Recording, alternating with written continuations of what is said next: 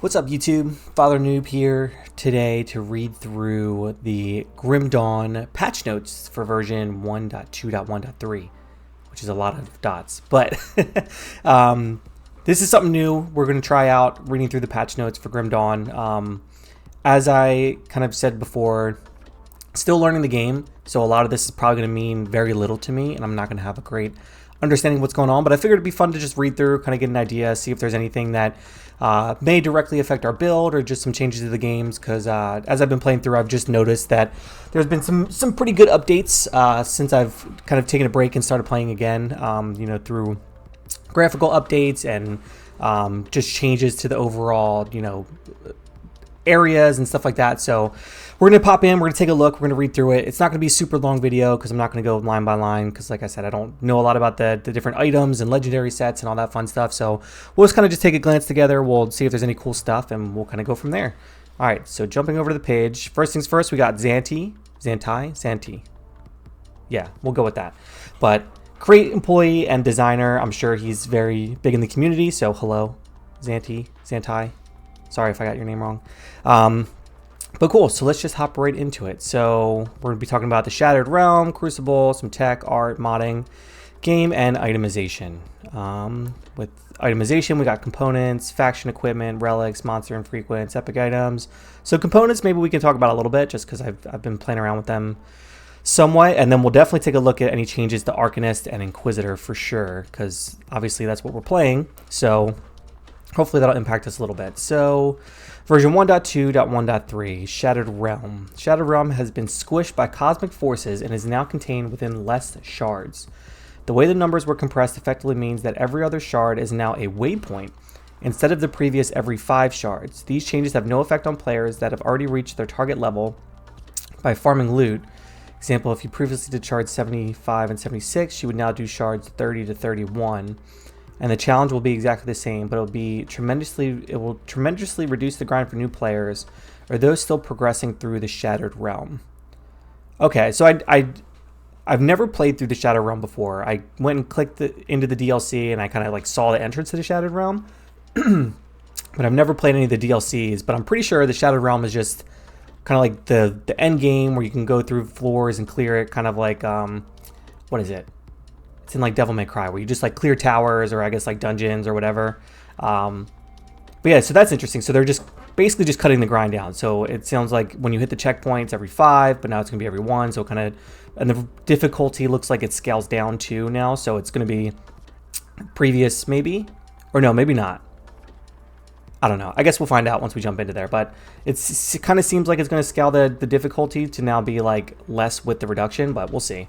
See when we get into that later on in the game, because I don't think we're even close to the Shattered Realm at this point. Well, we can hop in whenever, right? But we're playing through linearly at this point until we beat the game in its entirety at least once.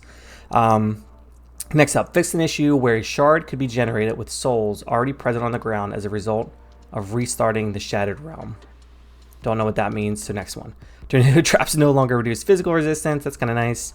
Chaos bolt traps now fire a homing projectile rather than releasing a bolt of lightning that cannot be avoided. Oh, that's nice. So that way you can at least kind of try to dodge out of the way, it seems like.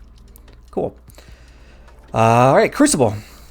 The Crucible no longer requires previously unlocking the wave 50, 100, 150 checkpoints on a character to start on them. They are now immediately available for all characters. The higher difficulties continue to be gated by beating wave 100 on the previous difficulty or using a Crucible merit. Okay, so yeah, Crucible and Shattered Realm are similar but different, I guess, because I think Crucible is, yeah, like a wave mode where you just got to constantly go through waves, whereas Shattered Realm, you go up the tiers as you progress through. Okay, like I said, never been there, so we'll find that out together as we go through. Tributes are no longer required to start a Crucible at higher waves, but are still required for restarting or retrying a Crucible run. End of event tribute rewards have been reduced to compensate. Okay. Tributes earned for failing the event after using checkpoint have been significantly reduced, which is fair. Just get less stuff for failing stuff. Just be good at the game. That's just get good. All right, tech. So this is probably going to be just overall game stuff. So this kind of will apply to us. Fixed an issue where ground projectiles could get stuck on inclines. That's super nice. Fixed an issue where movement skills Could cause projectiles to fire off into the horizon. Nice.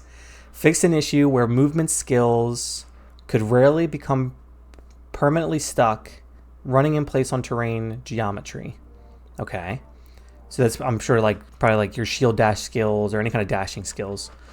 Fix an issue where Red Eye of Reckoning could stop casting if the player is interrupted during the wind-up animation. Fix an issue where certain buffs could rarely stack their bonuses rather than refreshing their duration when playing in the 64 version of the game. This was particularly noticeable for dot damage bonuses. Okay, so I guess, read that again. Rarely stack their bonuses rather than refreshing their duration. Okay. Fix an issue where celestial powers not activating off of skills bound to alternate weapon set. Fix an issue where item skill modifiers could be snapshotted. Take a quick sip of coffee. Under rare circumstances. Fix an issue where monsters generated by other monsters would ignore level limits. Oh, so what? So they were just like infinite levels? They would just like one-shot you immediately? Or maybe it would like spawn higher, maybe? Or like there's like a set? Interesting. Okay. Fix an issue where the cooldown reset, visual, and sound indicators would not play. Okay, that's nice. That gives you like a little cue. All right, on to the next one. Not like major changes, but some nice quality of life stuff. And maybe there is a major change, but we're idiots, so who knows. All right.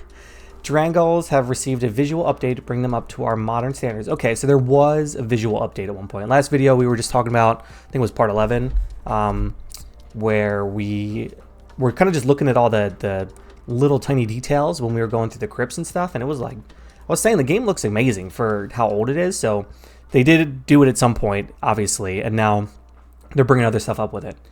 So they can match their frosty cousins in the upcoming Fangs of Astekarn expansion, which I think we might do as we play through a little bit more and we get closer to the Fangs of Astekarn. Man, I have such a hard time pronouncing the names of stuff in Grim Dawn. I'm like actually upset about it. Where we'll do like a quick reaction video to the trailer too, because is there a trailer? I thought there was. I'll go see. If there's a trailer, we'll react to it. If not, maybe we'll just kind of read through the update until a trailer drops, because I'm really excited about that expansion because it looks sweet. And I'm really excited because I love playing like druid type classes like in Diablo 2. I ran with like a poison werewolf build and it was so much fun, and I'm excited to do that again. Okay, next one. Fix an issue with how dual wield guns are held on the paper doll. I don't know what that means, but I'm sure it's great. Is there a boss called the paper doll or something? I guess we'll find out. All right, modding. Skill augment slots have been increased to 6. Soulbound and untransferable bulls now work with all items. Added on open server to chest templates. The script call is run by hosts rather than opening player in location. All right, I don't think modding really has a big impact. I don't have any mods. I don't think I have any mods. I know I like messed around with the Grim tools the one time. And I put some itemization mod in, I think, at one point, but then I took it out. So I don't think any of this really impacts us. So if there's any good stuff in here, let me know in the comments. But as of right now, I don't think I have any mods in the game. Is this for mods or is this for like, because this definitely seems like a mod thing. Added open server to chest templates, added. Let me just say, maybe I'm an idiot. Maybe this isn't like actual mods or just like in-game like modification to items. New function, character, blah, blah, blah. No, because this is... Yeah, this is like actual mods of the game. Issue with skill modifiers not overriding all skeleton types for raised skeletons. Okay, so maybe it is like a mix. Note this build. There's many new data fields of various templates. These... Okay. Alright, that's confusing, but okay.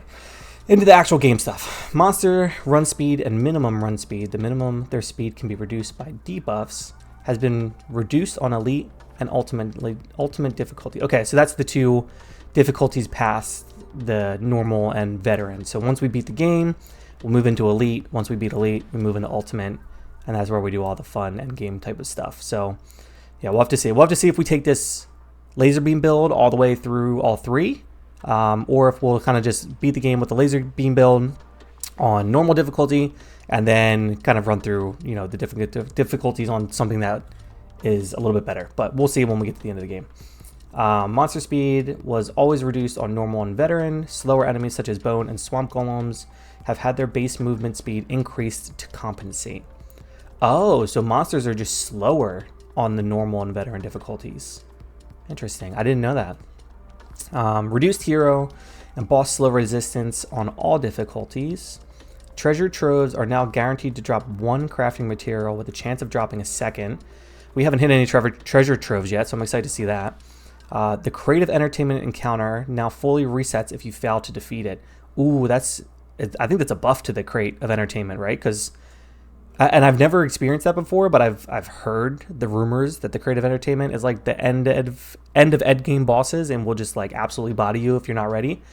So I'm excited to run into that thing. And now it's gonna be even harder because if we get our asses kicked, we're gonna be back to square one.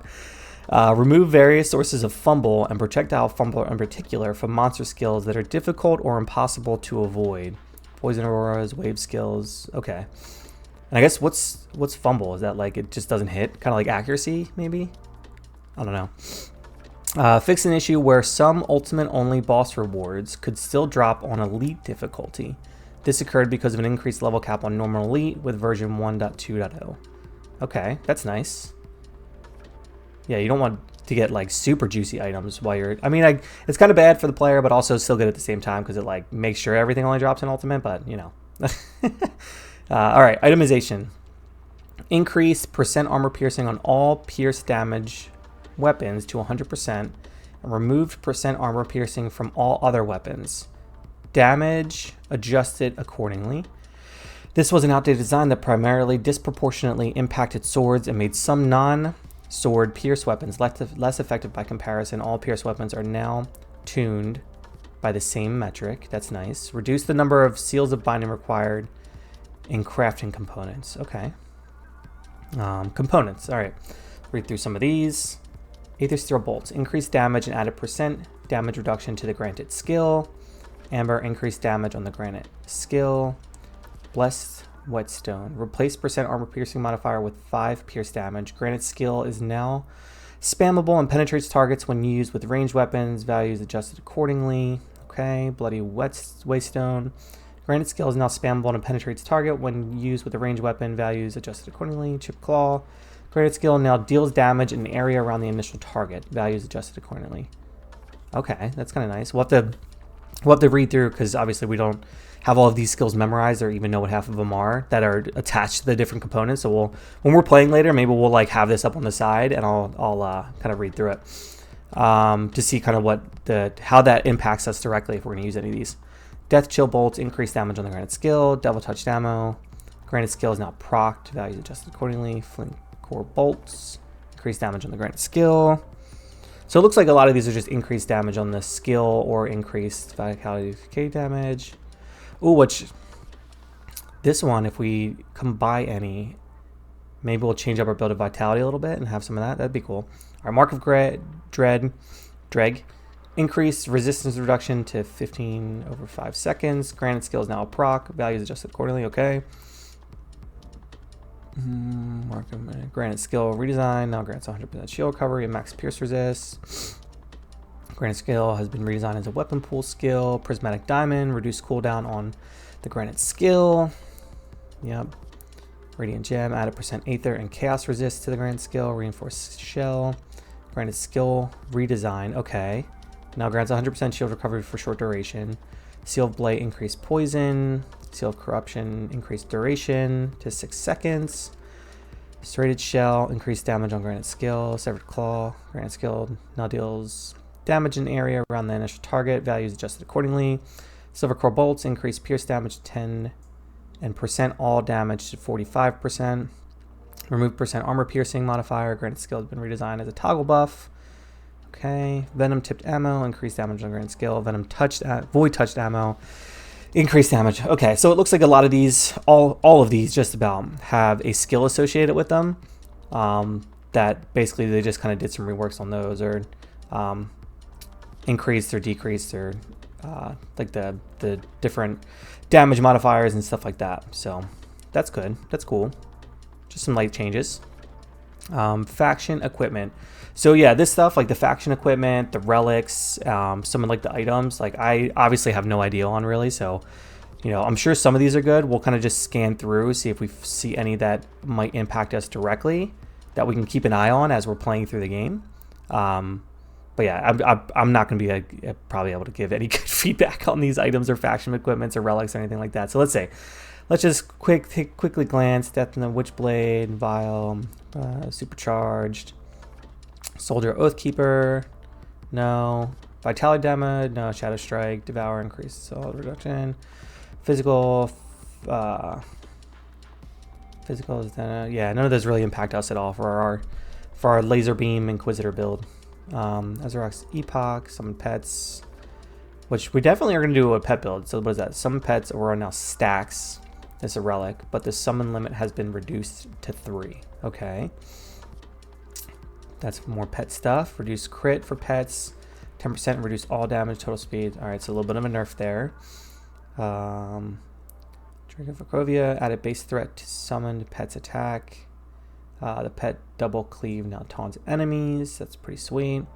Place burn damage with 5% attack speed. Okay. Monster infrequents. Let's see if any of these. Drain essence we're not using. I think this is an Inquisitor skill. Flames of Ignafar. So what does this do? Blood Sworn Sigil. Increase percent attack damage converted to health modifier for Flames of Ignifar to 6%. Okay.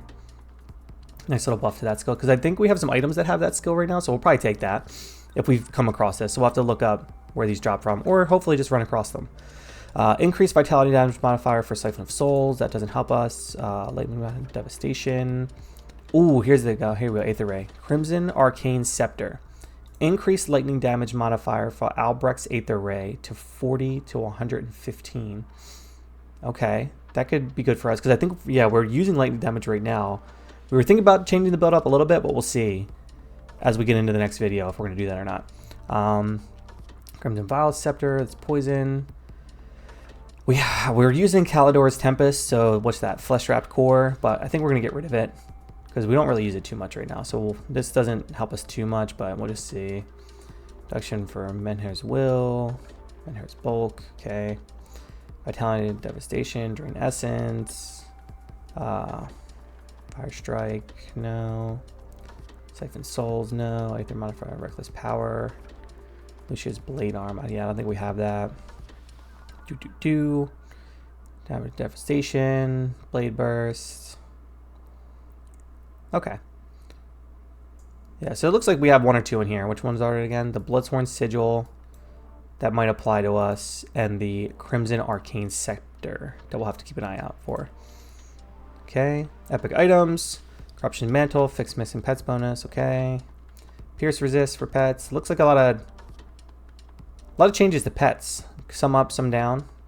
But yeah, it looks like pets got a rework in this patch. Legendary non-set items. Okay, let's see what we got here for this. Elemental, Death Whispers, physical. There we go. Another Flames of Ignifar. Fahar's Cube. Reduce cold damage modifier from replicating missile to 100. And increase cold damage modifier for Flames of Ignifar to 80.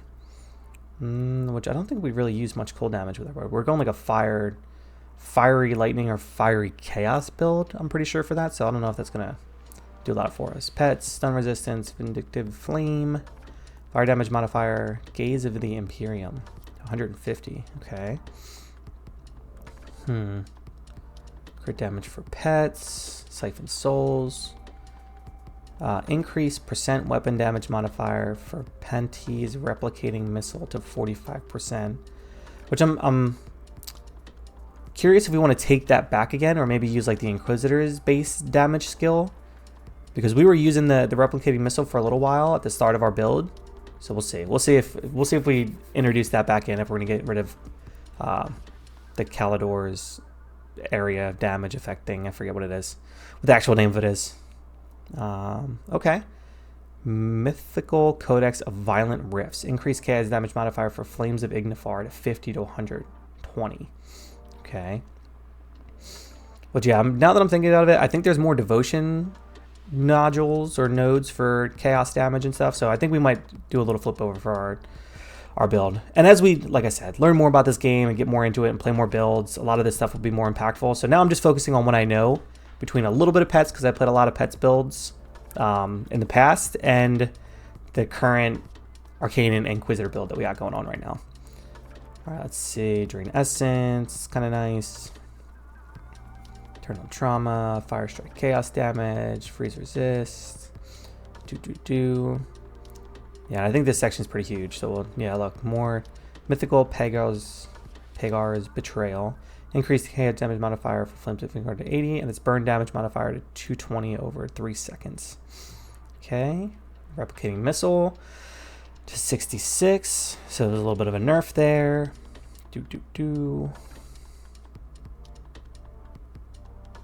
World of Pain. Okay, increase Mythical Spell Drinker. Increase elemental damage modifier to World of Pain, because we're definitely going to get that for 140. So that's a little buff to that, which will be nice if we can ever find the Mythical Spell Drinker. Mythical Tome of Names. Replicating Missile to 75, and increase physical damage modifier for Flames of Ignifar at 150. Okay, some good stuff in there. Legendary set items. Yeah, we'll probably just skip through most of this, because like I said, I don't know a ton about this, so I'm sure there's some juicy stuff in here. So let me know in the comments if there's anything specifically for our Arcanist, Laser, and Inquisitor build with the debuffs and everything in here that could help us out. But for the most part, you know, a lot of this probably doesn't apply to us, and I can't really give great commentary on it. Player, okay, no. Devotion. Let's see, anything in here for us, because no matter what, Devotion is going to impact us. So let's see. Aether damage with 50% all damage. Yeah, I don't think, yeah, none of this is like direct impact to us right now. All right, so let's take a look at Arcanist. Okay, Absolute Zero, increased Frostburn damage scaling with rank, which would be nice because that's on the meteors that we have. Devastation, increased Aether damage scaling with rank and reduced cooldown to 14 seconds. Disintegration, which we just got, increased electrocute damage scaling with rank. Okay, so that's damage over. I'm pretty sure electrocutes damage over time, right? Because lightning is the actual damage and electrocutes like the lingering. I'm pretty sure.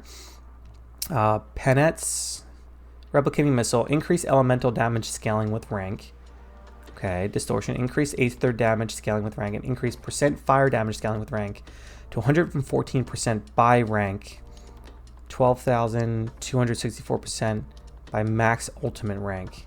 Added all resistance reduction scaling with rank. Okay, so Distortion looks pretty good for us, especially if we're going to stick with Aether damage or even fire damage too, because that's pretty huge. Supercharge, replace percent elemental damage with elemental damage. So it's just a hard damage then. Proliferate, increased damage scaling with rank. Tainted Power, replace percent lightning to vitality conversion with 100% lightning dealing chaos. All right, we'll take a look at that. Price percent lightning to vitality conversion with 100% of lightning deals chaos. So is that the upgrade to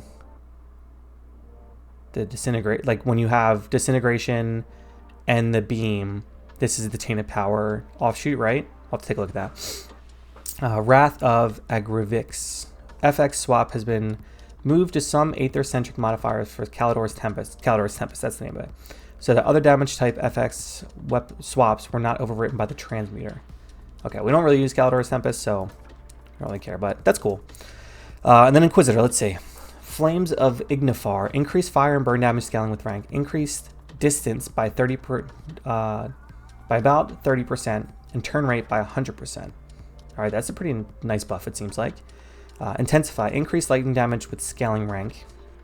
Tainted Flame, replace lightning to vitality conversion with 100% lightning damage as chaos. All right, so that, I mean, those like synergize. The Tainted Flame and Tainted Power seem like they synergize pretty well together. Ranged Expertise, add a percent max run speed scaling with rank. Storm Box of El Goloth. Increased damage scaling with rank. Lightning Tether, increased electrocute damage scaling with rank. Nice.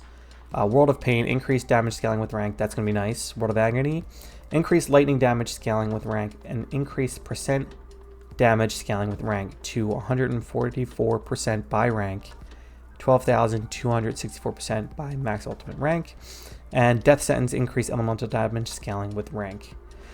All right, so overall, some pretty decent buffs for the two builds that we're running with. I'm just going to read through Necromancer really quick because that's my favorite class. Blight Burst, reduced damage scaling with rank. Values are still higher than they were pre-version 1.2.1 buffs. Which that's the one the big bloaty boy goes and explodes, which I was wanting to do like just a bloaty boy explosion build. So that kind of nerfs it for us, but we can still try it out. Yeah, I think we can still try it. Drain Essence, increased damage scaling with rank. Hungering Reach, increased target scaling with rank to 5 by rank 12, 9 by max ultimate rank. Decomposition, increased vitality damage scaling with rank. And Dread, increased vitality decay damage scaling with rank. All right, awesome. Well, I mean, I could read through the other ones, but, you know, we don't really know too much about them, so we'll come back to it as we play through. We'll see kind of what changes we get and stuff like that, but, you know, I think I think we had a pretty good first read through of patch notes, you know, first time coming around to here and kind of checking it out. Come back to my face. Hello, everybody. You know, so hopefully that was like kind of fun, kind of helpful. Let me know if there's anything that we should change or be focusing on in the next one. And, you know, thanks for now. Thanks for stopping by. Thanks for hanging out with me. And I will see you in the next video.